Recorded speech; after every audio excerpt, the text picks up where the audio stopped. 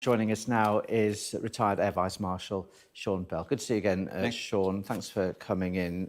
Just what is Russia trying to achieve with these renewed attacks? A real barrage, hasn't there been in recent hours and days?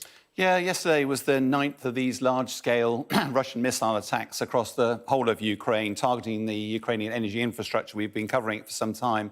Although it was across the whole country, excuse me, the main attacks seem to be at Kiev at the north and around Kherson down to the south here.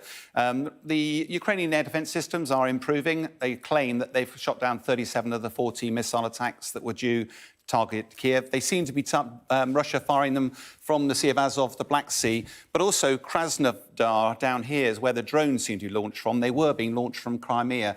Looks likely that to try and stop the Ukrainians attacking.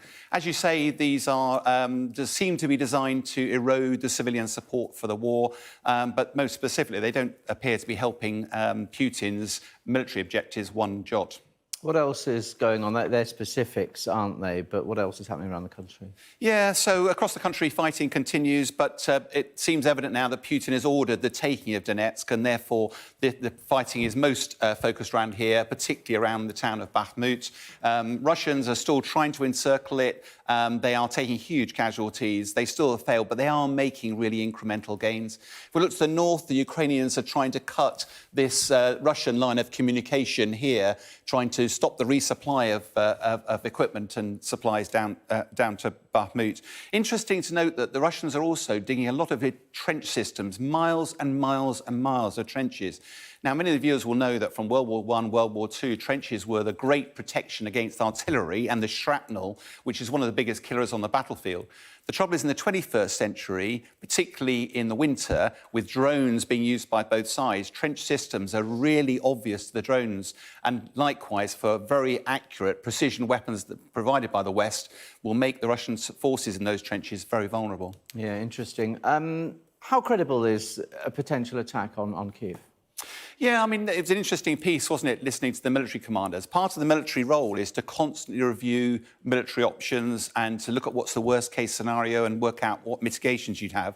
Kyiv is undoubtedly the centre of gravity for Ukraine. In other words, it's the source of power for Zelensky and therefore will be a target for Russia regardless. But there's lots of factors as to whether Russia could actually take Kiev.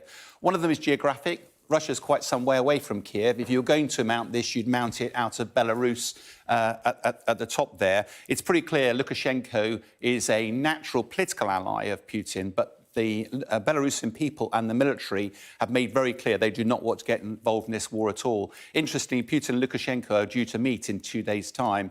No doubt pressure will increase on Lukashenko. In terms of other equipment, though, Belarus has been providing tanks and other military equipment to Russia.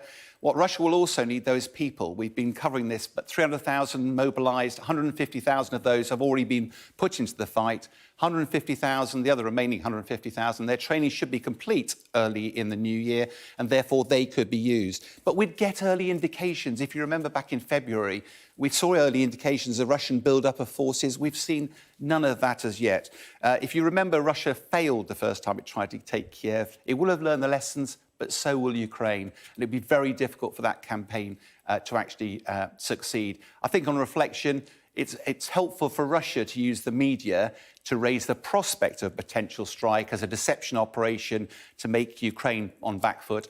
But likewise for Ukraine, it's worth them keeping this highlighted as a grave threat to them, to keep it in the profile of the West, because they need the West's help despite the other domestic distractions. Yeah. All right, Sean, thank you for now.